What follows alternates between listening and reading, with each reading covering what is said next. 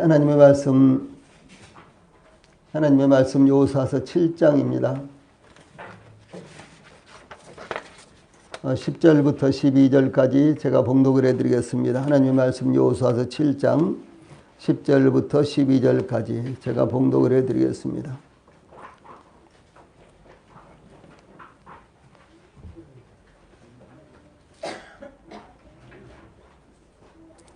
구약성경 여호수아서 7장 10절부터 11절 12절까지입니다. 봉독을 하겠습니다.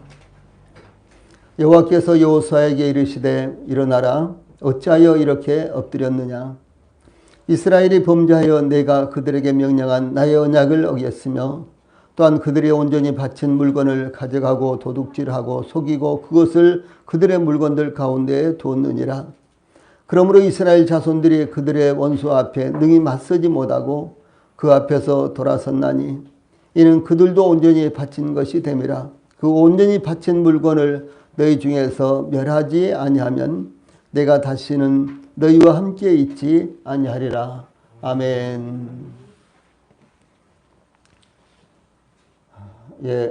자, 앞에 보시고 제일 마지막 절 12절만 같이 읽읍시다. 앞에 보시고 제일 마지막 절 12절 시작. 그러므로 이스라엘 자손들이 그들의 원수 앞에 능히 맞서지 못하고 그 앞에서 돌아섰나니 이는 그들도 온전히 바친 것이 됨이라. 그 온전히 바친 물건을 너희 중에서 멸하지 아니하면 내가 다시는 너희와 함께 있지 아니하리라. 아멘. 오늘은 여호수아서 7장 10절로 12절 말씀을 통해서 실패에 대한 근본적인 원인, 실패의 원인 이와 같은 주제로 말씀을 전해드리겠습니다. 이스라엘이 아이성 공격 전투에서 실패하자 여호수아가 옷을 찢고 이스라엘의 장로들과 함께 여호와의 궤 앞에서 땅에 엎드려 머리에 티끌을 무릅쓰고 해가 저물도록 엎드려 있다가 슬프도소이다 주 여호와여 어찌하여 이 백성을 인도하여 요단을 건너게 하시고 우리를 아모리 사람의 손에 넘겨 멸망시키려 하셨나이까. 우리가 여단 조적을 만족하게 여겨 거주하였더라면 좋을 뻔하였나이다. 주여 이스라엘이 그의 원수들 앞에서 돌아섰으니 내가 무슨 말을 하오리까. 가나안 사람과 이 땅의 모든 사람들이 듣고 우리를 둘러싸고 우리 이름을 세상에서 끊으리니 주의 크신 이름을 위하여 어떻게 하시려 하나이까. 이렇게 탄원을 올립니다. 이스라엘의 모든 백성들이 아이성 공격작전에서 패배함으로 절망적인 상황이었지만 그 누구보다도 충격을 받은 것은 여호수아였을 것입니다. 이 여호수아는 아이성 전투에서 실패하자 아이성의 군사력을 가소평가했던 정탐꾼들의 잘못을 책망하거나 군사를 재정비하기 위해서 부지런히 움직이기 전에 먼저 하나님 앞에 엎드렸다 하는 것이 대단히 중요한 것입니다. 이 여호수아가 이와 같이 하나님 앞에 엎드렸던 것은 아이성 전투의 실패가 작전을 잘못 세웠다거나 군사의 수요가 부족했기 때문이 아니라 즉 인간적인 문제가 아니라 하나님 앞에서의 문제라는 것에 초점을 맞췄던 것입니다. 그러므로 여호수아는 주여 이스라엘이 그의 원수들 앞에서 돌아섰으니 내가 무슨 말씀을 하오리까. 8절 말씀 또 9절 말씀에 주의 크신 이름을 위하여 어떻게 하시려 하나이까. 이렇게 탄원을 올립니다. 이와 같이 문제의 본질은 항상 하나님께 있다는 것을 우리는 지난주에 상고를 했습니다. 이 본문은 이어서 이와 같이 하나님 앞에 엎드린 여호수아 즉 회개하는 자에게 임하는 하나님의 대책이 나타나고 있다. 회개하는 자에게 임하는 하나님의 은혜, 하나님의 축복이 나타나고 있다. 이렇게 이제 본문은 증가하고 있습니다. 제일 먼저 본문을 통해서 10절 말씀에 엎드린 자에게 대한 하나님의 격려가 나타납니다. 이것은 회개하는 자에게 하나님 앞에서 무릎을 꿇고 엎드린 자에게 하나님께서 주시는 격려 이와 같은 것이 나타납니다. 하나님께서 여호수아에게 일어나라 어찌하여 이렇게 엎드렸느냐 이렇게 말씀하셨습니다. 하나님은 여호수아가 하나님 앞에 엎드린 이유를 잘 알고 계셨습니다. 그러나 하나님께서 어찌하여 이처럼 엎드렸느냐라고 말씀하신 것은 여호수아를 격려하신 말씀입니다. 이 하나님 앞에 엎드려 탄원한 여호수아에게 응답하시겠다라는 것을 의미합니다. 하나님은 하나님 앞에 겸손히 엎드린 자들에게 은혜를 베푸시는 분이십니다. 예, 그러므로 우리 성도들이 항상 하나님 앞에 엎드리는 자세를 가져야 됩니다. 아브라함도 믿음의 모든 사람들이 항상 하나님 앞에서 엎드려서 하나님을 경외하고 하나님 앞에 말씀을 받고 그 말씀을 따라서 살았습니다. 예, 그러므로 야고보는 의인의 강구는 역사하는 힘이 큼이니라 라고 이렇게 증거했고요. 다윗은 내가 여호와를 기다리고 기다렸더니 귀를 기울이사 나의 부르짖음을 들으셨더라. 이사야서 시편 40편 1절에서 이렇게 증가하고 있습니다. 그러므로 무릎을 꿇으십시오. 엎드리십시오. 간구하십시오. 하나님은 택하신 백성들의 기도에 귀를 기울이시고 응답하시는 분이십니다. 하나님께서 여호수아에게 일어나라 이렇게 말씀하신 것은 힘을 내라 담대하라 라고 말씀하신 것입니다. 그러므로 하나님의 신실하심과 그 약속의 말씀을 의심하지 말고 아이성 공격 작전의 패배 원인을 철저하게 규명하여 다시는 반복하지 않도록 하라. 이와 같은 의미가 담겨져 있습니다. 이 다윗은 하나님의 뜻을 묻지 않고 인구조사를 강행을 했습니다.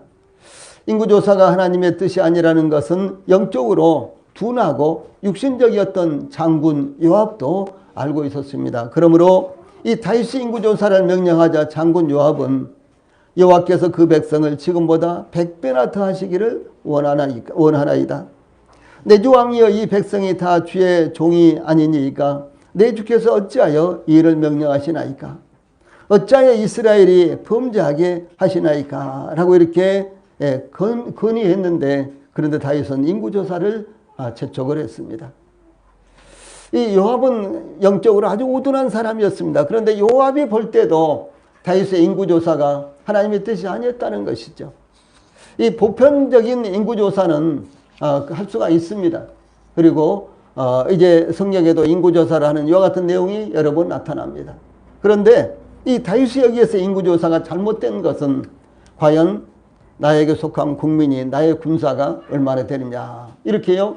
이 국가의 소위 이 규모를 알아보고 그 세력을 알아보고요. 그것을 마음 가운데서 자랑하고 싶은 이와 같은 마음을 가지고 이 불순한 마음을 가지고 인구조사를 했기 때문에 이래서 이제 하나님께서 그 인구조사를 원하지 않았던 것입니다. 그래서 이 요압이 다윗 왕에게 말씀을 드리기를 왕이여 하나님께서 원하시면 아니 왕이 원하시면은 이 인구를요 우리 백성을 100배나 더 많게도 하실 수 있습니다. 그런데 왜 인구조사를 하시려고 합니까? 이렇게 하면서 강력한 이제 이렇게 건의를 했지만은 다윗은 그것을 무시하고 인구조사를 재촉을 합니다.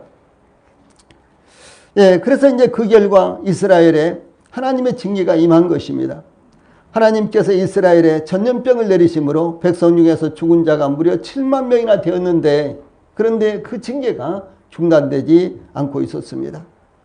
예, 그때 이제 성경이 기록하기를요 역대상 21장 16절로 17절의 말씀 보면은 다윗이 눈을 들어보매 여호와의 천사가 천지 사이에 섰고 칼을 빼어 손에 들고 예루살렘 하늘을 향하여 편지라.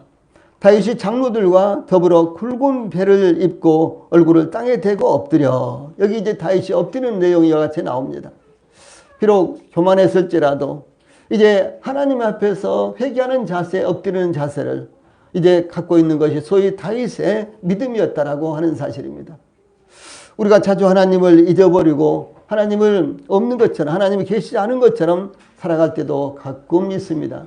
그런다고 할지라도 또다시 우리가 무릎을 꿇고 또 무릎을 꿇고 하나님 앞에 간구하고 묻고 이런 자세가 하나님의 복을 받을 수 있는 은혜를 입을 수 있는 자세다라고 하는 것을 우리들에게 가르쳐주고 있습니다.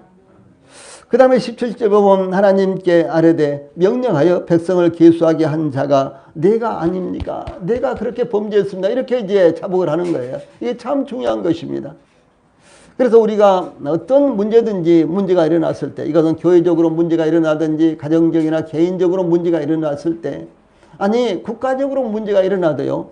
내가 하나님 앞에서 어떤 문제가 있는가? 예, 하나님께서 우리의 주변에서 우리 환경에서 일어나게 하는 모든 일들은 전부 다 우리와 관련이 있는 것입니다. 그러므로 우리 자신을 살펴보고 하나님 앞에 우리가 그때그때마다 무릎을 꿇는 자세가 합당하다라고 하는 것입니다. 그래서 이 다윗은 범죄한 사람은 저가 아닙니까? 하나님 제가 범죄했습니다 라고 이렇게 이제 하나님 앞에서 말씀을 드립니다. 그래서 이 범죄하고 악을 행한 자는 곧 나이니이다 그랬어요. 이 명령하에 백성을 계수하게 인구조사를 하게 한 자가 내가 아닙니까? 범죄하고 악을 행한 자도 곧 나입니다. 이렇게 하나님 앞에 말씀을 드리면서요. 이 양떼는 이 백성은 무엇을 행하였나이까? 청하건대 나의 하나님 여호와여 주의 손으로 나와 내 아버지의 집을 치시고 주의 백성에게 재앙을 내리지 마옵소서라고 이렇게 간곡하게 기도합니다. 이런 자세가 참 필요하다는 것이죠. 그래서 비록 내가 직접적으로 관여가 되지 않았을지라도 혹시요. 또 뿐만 아니라 나와 상관이 없는 일이라고 할지라도 우리가 무릎을 꿇고 하나님 용서해 주십시오. 하나님 도와주십시오라고 하는 이와 같은 자세가 참으로 복을 받을 수 있는 자세다라고 하는 것입니다. 이 그때 선지자 갓이 이 다윗에게 여부스 사람 오르난의 타작마당에 단을 쌓고 번제를 드려라. 이렇게 이제 지시를 하죠. 그래서 이제 이와 같이 징계를 드렸더니 이제 이 번제를 드렸더니 그 징계가 그쳤습니다. 그러므로 다윗은 하나님께서 구하시는 제사는 상한 심령이라. 하나님이여 상하고 통회하는 마음을 주께서 멸시하지 아니하시리다라고 이렇게 고백하고 있습니다. 시편 51편은 특별히 다윗이 엄청난 죄를 저지른 다음에요. 이제 하나님 앞에서 그 잘못을 죄를 깨닫고 하나님 앞에서 회개하면서 지은 이 시입니다. 우리가 잘 아는 대로 다윗은 우리아의 아내인 밧세바를 궁으로 끌어들여서 이제 동침을 하고 이제 그것을 무마시키기 위해서 그것을 숨기기 위해서 우리아 장군을 최전선으로 보내서 적들에게 이제 죽게 했습니다. 그리고 나서 이제 이 밧세바가 이제 홀로 되니까 궁으로 데려다가 정식으로 자기 아내로 삼은 이와 같이 도저히 하나님 앞에서 뿐만 아니라 인간적으로도 용납될 수 없는 이와 같은 죄를 범했습니다.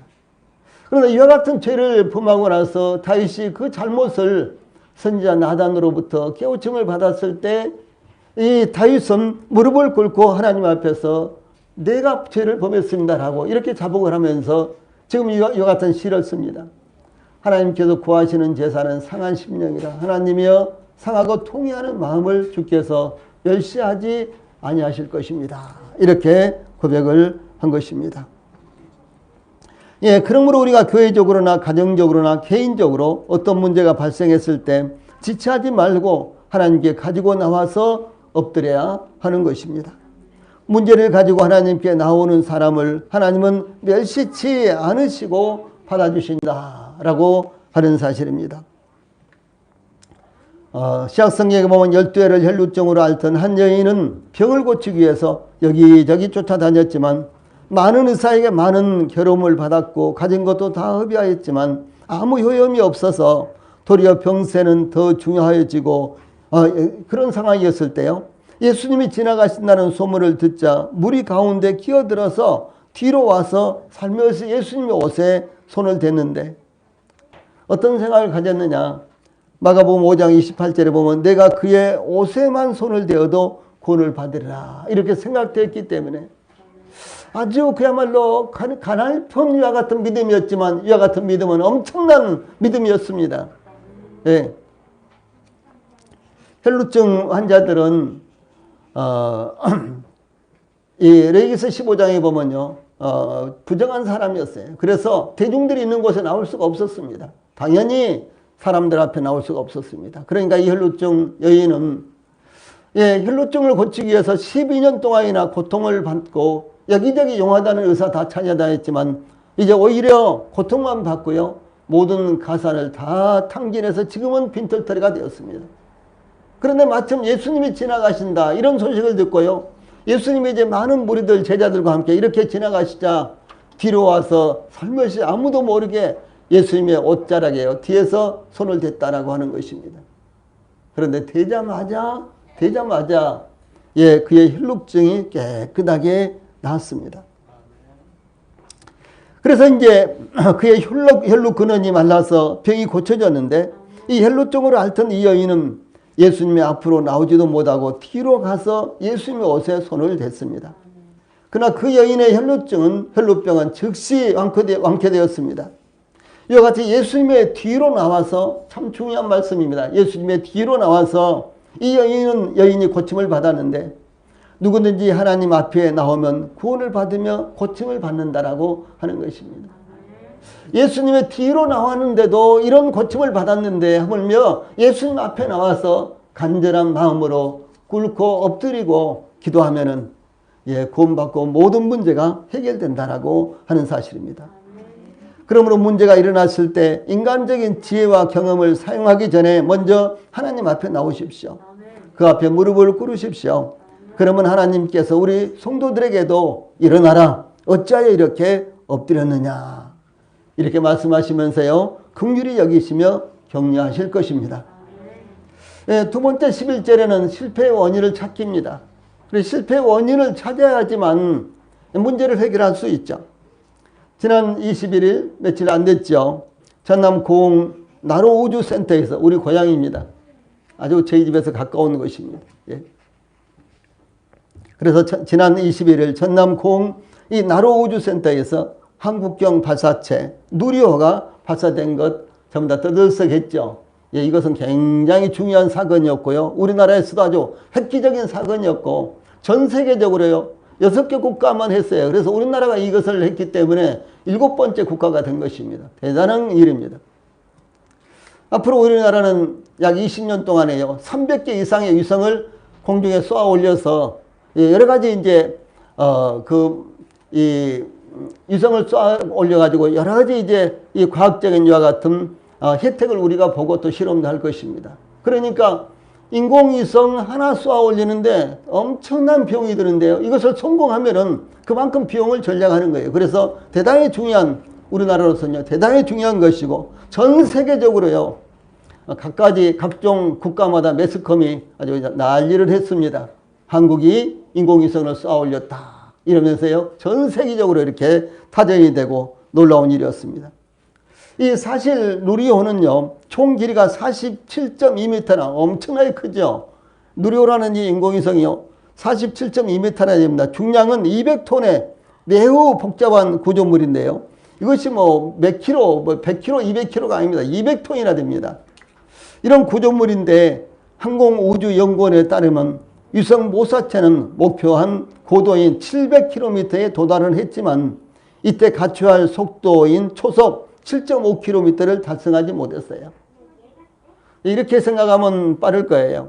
우리나라에서 호주까지 가려면요, 한 8시간인가 이렇게 걸립니다. 비행기로요. 그런데 이 인공위성으로 가면 10분도 안 걸리는 거예요. 실제로 호주 옆에 바다에 떨어졌거든요. 그러니까 이 인공위성을 타고 가면 우리나라에서 호주 가는 것이 10분도 안 걸리는 거예요. 한 8분 정도밖에 안 걸리는 거예요. 그러니까 실감하죠, 얼마나 빠른지요.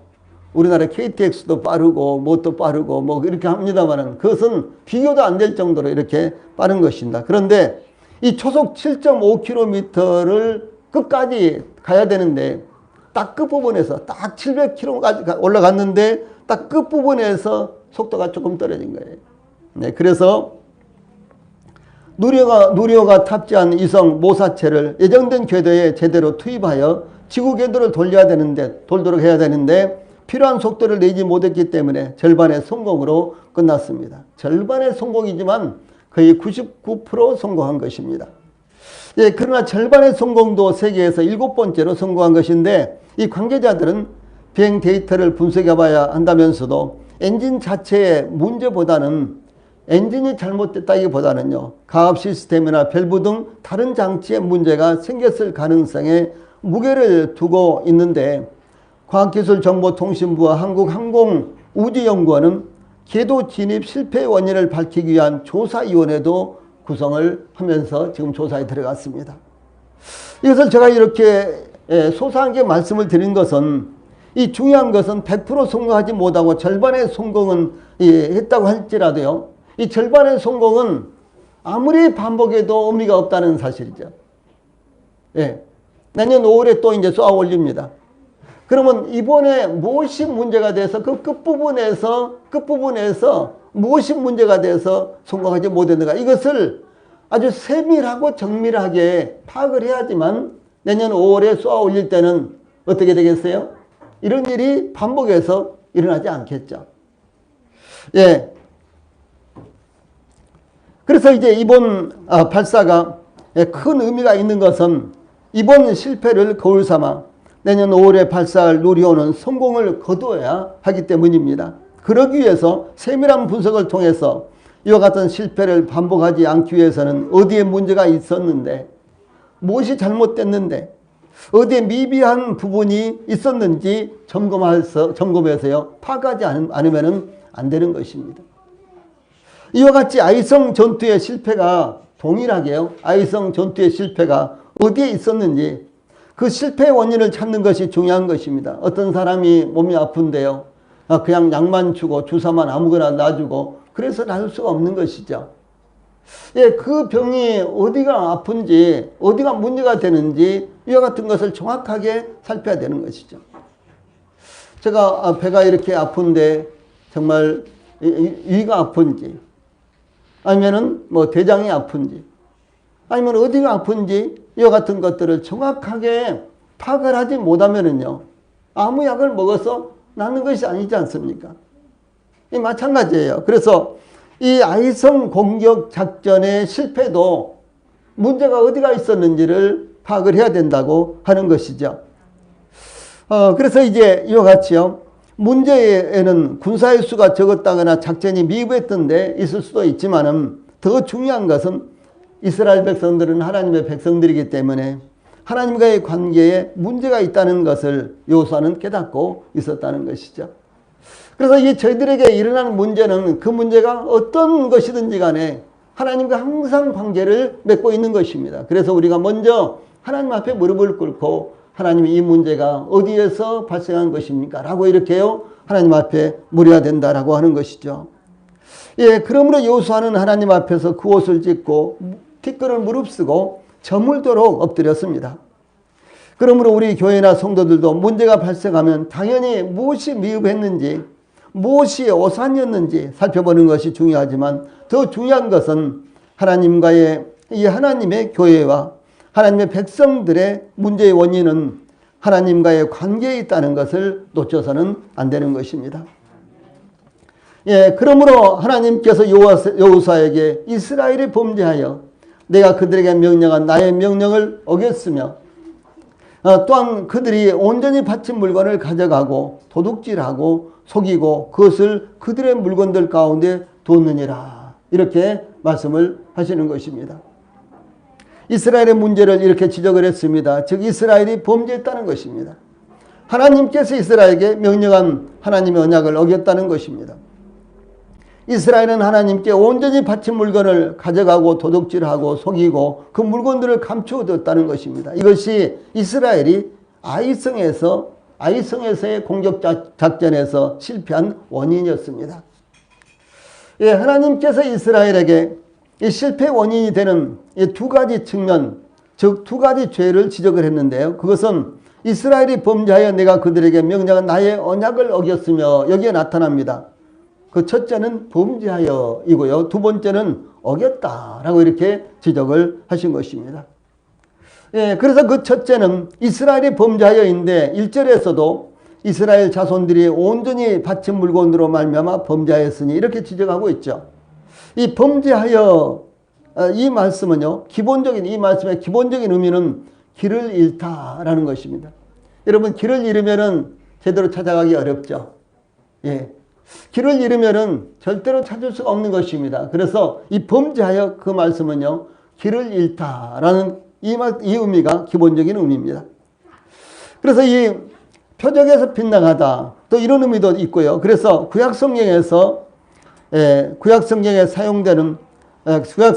가장 많이 사용되는 죄와 관련된 단어가 이 범죄하며, 이런 단어입니다. 즉 하나님께서 명령하신 말씀의 표준에 미치지 못했다는 것으로 하나님 약속을 이행하지 않았다는 데 있었습니다. 그런데 1절에 언급된 대로 이스라엘의 범죄는 이는 유다지파 세라의 증손 삽디의 손자 갈미의 아들 아간이 온전히 바친 물건을 가졌습니다. 이렇게 분명하게 지적을 하고 있죠.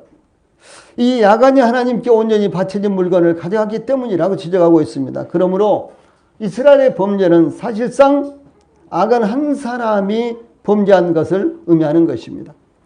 아간 한 사람이 범죄했는데 하나님께서 이스라엘이 범죄했다 이렇게 말씀하신 것입니다.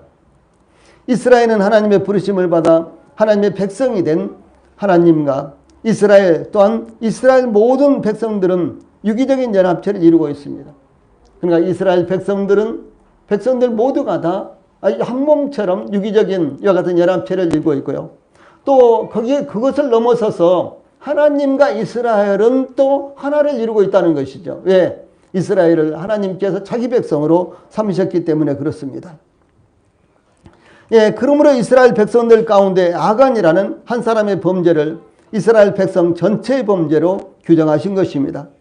즉 이스라엘은 하나의 연합체요 신앙 공동체이기 때문에 하나님께서 이스라엘 백성들을 한 사람씩 개인적으로 보시면서도 이스라엘 백성들을 전체적으로 보시기 때문에 어떤 개인의 범죄는 곧 이스라엘 전체의 범죄로 간주하신 것이다 라고 하는 사실입니다. 예, 둘째로 하나님께서 이스라엘의 죄를 지적하신 것은 어겼으니 정대가 그들에게 명령한 나의 명령을 어겼으니 라고 이렇게 말씀을 하고 계십니다. 여기네요. 즉 내가 그들에게 명령한 나의 명령을 어겼으니 에서요 어겼으니라는 것입니다. 이 어겼으니라는 말은요 규정된 한계를 넘어가다라는 의미로서 이스라엘이 하나님과의 언약을 지키지 않고 넘어간 것을 의미합니다. 그래서 반드시 거쳐야 되는데 그것을 거치지 않고 넘어가 버린 거예요. 이것이 바로 이스라엘 백성들의 죄였습니다. 이것은 이스라엘 백성들의 실패의 원인으로서 불순종이었다고 말씀하신 것입니다. 하나님은 일찍이 이스라엘에게 너는 가증한 것을 내 집에 들이지 말라. 너도 그것과 같이 치멸당할까 하노라. 너는 그것을 멀리하여 심히 미워하라. 그것은 진멸당할 것입니다. 이렇게 말씀하십니다. 여기에 가증한 것은 조각한 신상이나 우상에게 드려졌던 금이나 은과 같은 것을 의미하는데 그것을 집에 가져오면 그것과 함께 진멸당한다라고 하는 것입니다. 그런데 이 가증한 것이 우상이라고 말씀드렸죠. 그런데 이 가증한 것이 또 무엇이냐? 하나님의 말씀을 어긴 것입니다.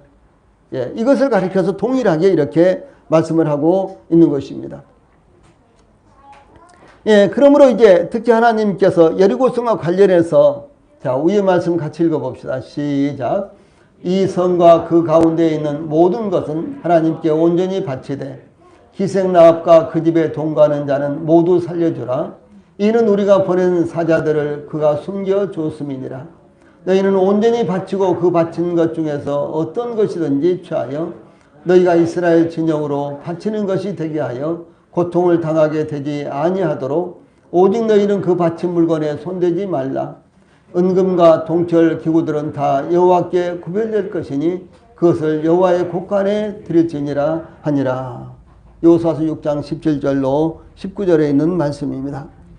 예, 그러므로 이스라엘 백성들은 무리가 여호수아 6장 24절 무리가 그 성과 그 가운데 있는 모든 것을 불로 사르고 은금과 동철기구는 여호와의 집 곳간에 하나님께 여호와의 곳간에 두었더라 라고 이렇게 하나님의 명령을 따라서 그대로 실천하는 것이 나타나고 있습니다. 그런데 하나님께서 이스라엘에게 명령한 하나님의 언약을 어겼다라고 이렇게 말씀을 하신 것입니다. 예, 또한 그들이 온전히 바친 물건을 가져가고 도둑질하고 속이고 그것을 그들의 물건들 가운데 두었느니라 이렇게 말씀하셨는데요. 여기 네 가지의 동사가 연거푸서 나옵니다. 그것은 가져가고 도둑질하고 속이고 두었느니라 라는 이와 같은 동사가 네 번이나 나옵니다. 사실 한 번만 나와도 다 이해할 수 있는 것이죠. 한 번만 나와도 똑같은 의미입니다. 그런데 그 의미를 반복해서요. 네 가지 다른 동사를 사용해서 말씀하신 것은요. 예, 이것은요. 죄의 심각성을 강조하는 표현입니다. 이 죄가 얼마나 심각한 것인지. 예, 이것을 강조하기 위해서 네 가지의 동사, 같은 의미의 네 가지 동사를 반복해서 사용하고 있습니다. 온전히 바친 물건은 여리고성에서 획득한 모든 것을 의미합니다. 이스라엘이 여리고성을 함락시켰을 때 사람과 더불어 살아있는 모든 것은 진멸시켰습니다. 살아있는 모든 것은 진멸시키고 그 다음에 금은 보석 이와 같은 것들은 다 획득을 해서 하나님 앞에 바치고 그 다음에 성읍은 허물어 버리고 그 외에 뭐 집들이라든가 이런 모든 것들은 불태워 버렸습니다. 그러니까 여리고성에서 이스라엘 백성들이 그야말로 피 한 방울 흘리지 않고 완전한 승리를 거뒀지만 여리고성에서 이스라엘 백성들이 이 노략물로요 자기가 가질 수 있는 것은 하나도 없었습니다. 소나 양이나 짐승도 없었고 사람도 없었고 여러 가지 금은 폐물도 없었습니다. 그래서 사람은 죽이고 이 짐승까지도 다 죽이고 살아있는 건 모든 것들을 다 죽이고 금은 보석 이와 같은 것은 하나님께 바치고 그 다음에 뭐 목재라든가 등등 성이라든가 이런 것들은 모두 다 불을 태워 버렸습니다.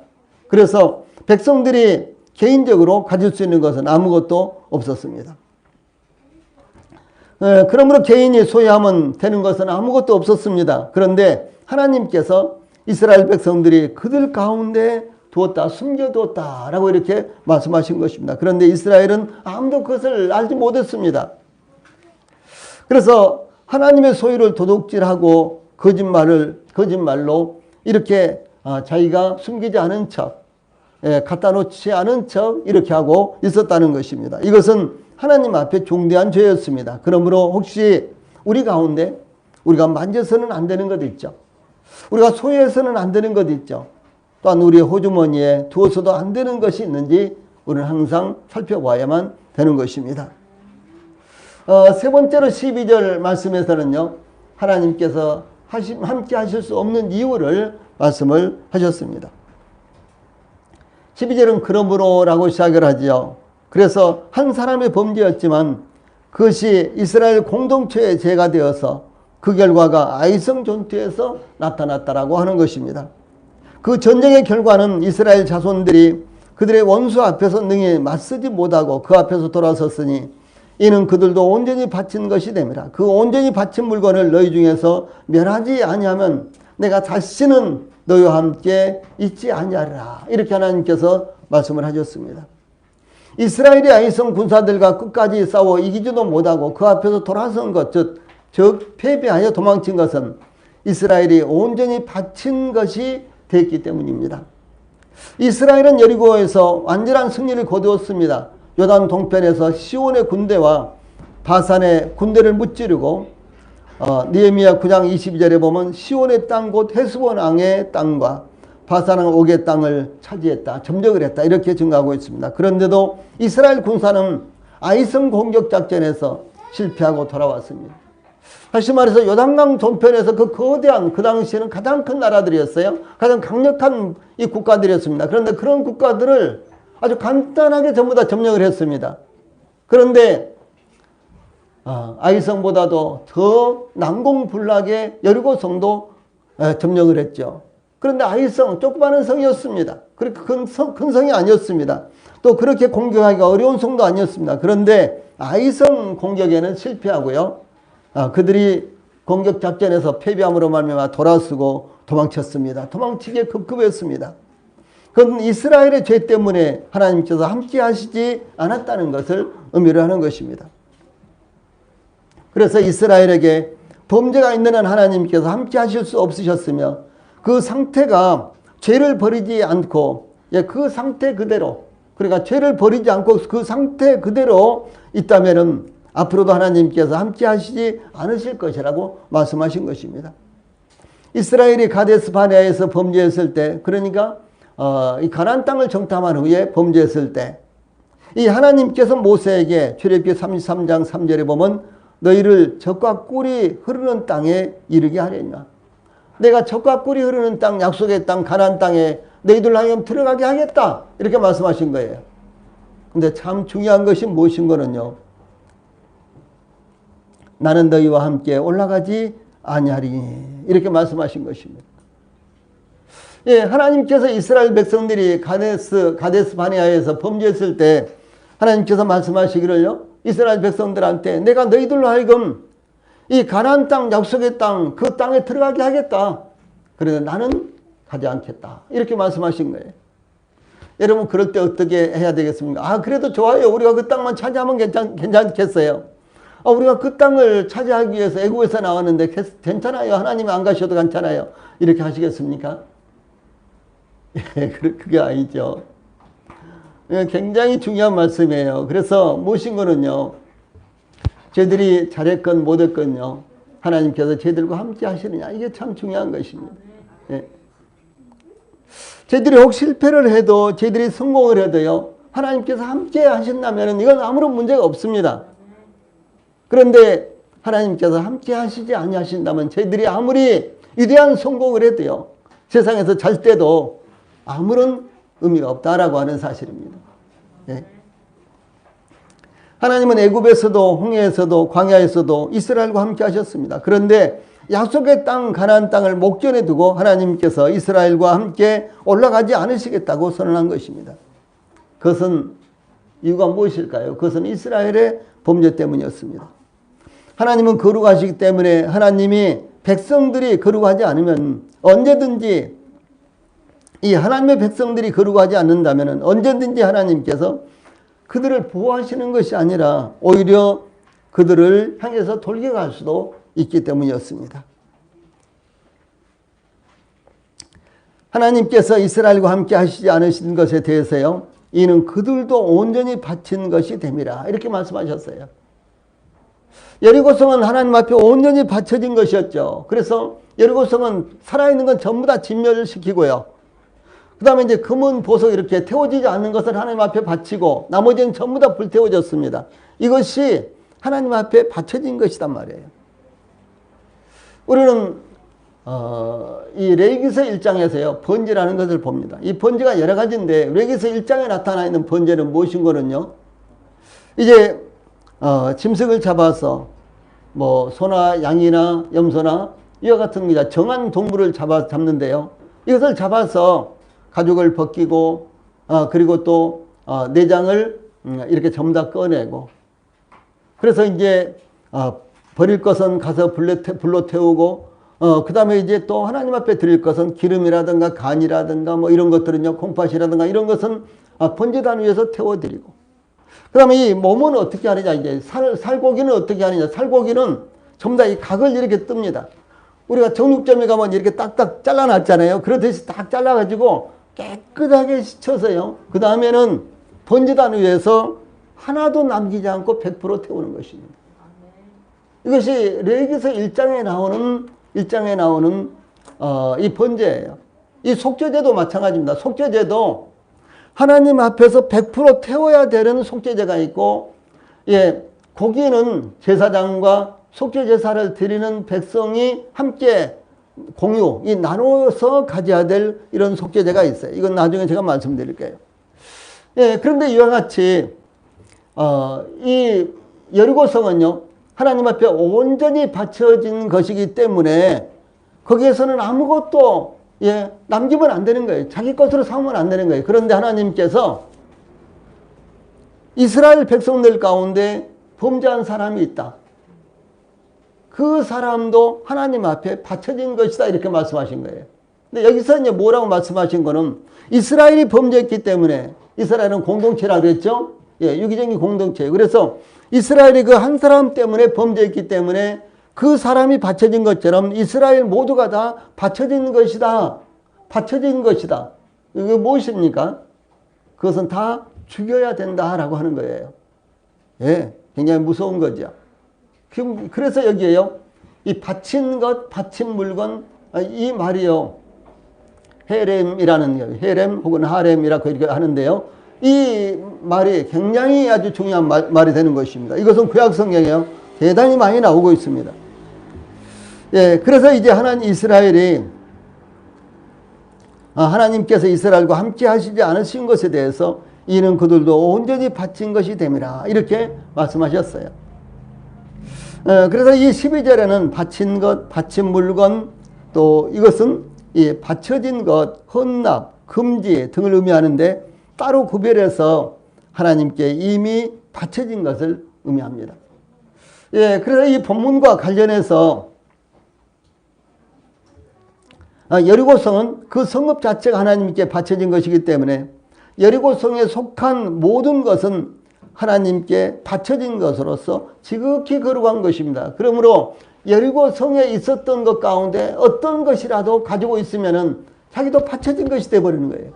근데 이스라엘 회중 가운데 한 사람이 그것을 가지고 있었기 때문에 이스라엘 회중도 바쳐진 것이 되는 것입니다. 그러므로 이스라엘은 빨리 그 가지고 있는 것을 찾아내서요, 그것과 그 사람을 불태워버리지 않으면은, 제거해버리지 않으면 이스라엘도 여기서 하나님께서 함께 하실 수 없고 하나님의 심판으로 말미암아 모두가 다 죽어야 되는 상황에 있었습니다. 그래서 하나님께 바쳐진 것 때문에 여리고성에 속한 모든 것은 하나님께 바쳐진 것으로서 지극히 거룩한 것입니다. 그런데 하나님께서 바친 물건 때문에 이는 그들 이스라엘도 온전히 바친 것이 됨이라. 이렇게 말씀하신 것입니다. 하나님께 바쳐진 물건 때문에 그들도 온전히 바친 것이 되었다는 것입니다. 이 바친 것, 물건은 하나님의 것, 하나님의 소유물을 하는 것입니다. 또 온전히 바친 것은 바친 것을 강조하는 표현으로서 이 원어상으로는 온전이라는 말이 없습니다. 그냥 바친 것 이렇게 나오는데 이것을 번역하면서 그 의미를 살리기 위해서 온전하니라는 말을 여기 여러분들이 본문에 보시면요, 12절에 2번이나 사용을 하고 있습니다. 그 정도로 이 바친 것이라는 의미가 중요하다는 것을 번역자들이요, 이걸 놓치지 않기 위해서 온전함이라는 말을 2번이나 여기다가 삽입을 한 것입니다. 그래서 이스라엘이 하나님의 소유물을 속임수를 써서 자기들의 소유물로 삼기 위해서 도둑질했기 때문에, 그러므로 이스라엘도 바쳐진 물건이 되었기 때문에 아이성 전투에서 이스라엘이 희생될 수밖에 없게 되었다라는 것을 말씀을 하신 것입니다. 여기 바친 것 혹은 바친 물건은 또한 하나님께 드려진 것으로요, 참 중요한 것이요, 이 저주받은 것을 의미합니다. 여러분 이렇게 생각해 보면 돼요.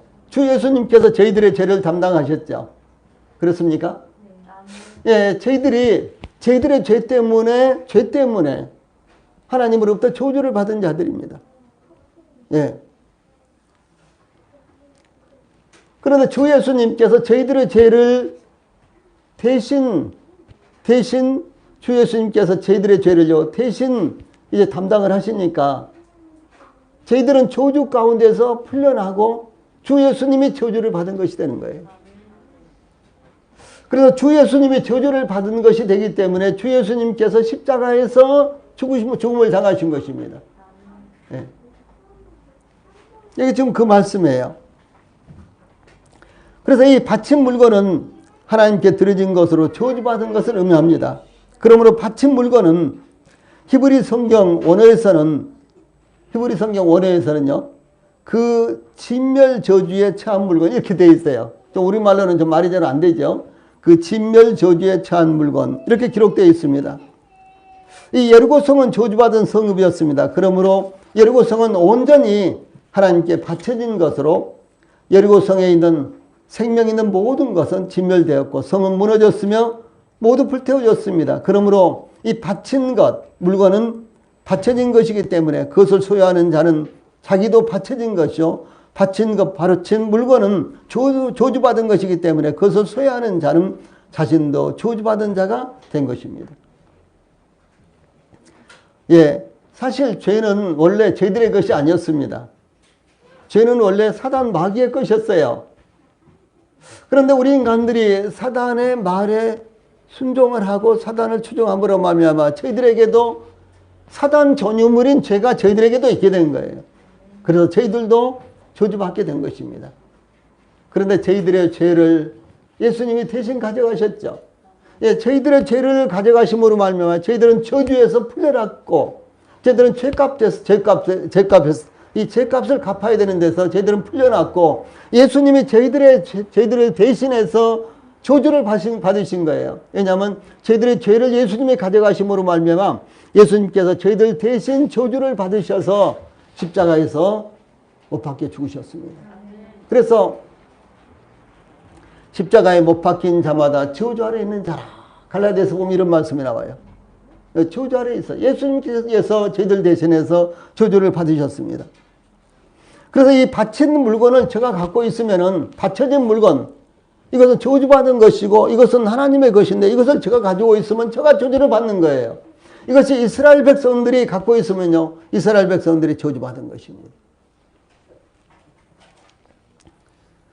그러므로 불태우자 할 것을 소유하고 있는 사람도 동일하게 진멸되어야 하며 불태우자 하는 것입니다. 그 바친 물건이 이스라엘 가운데 있었기 때문에 이스라엘도 바쳐진 물건처럼 하나님의 진노의 대상이 된 것입니다.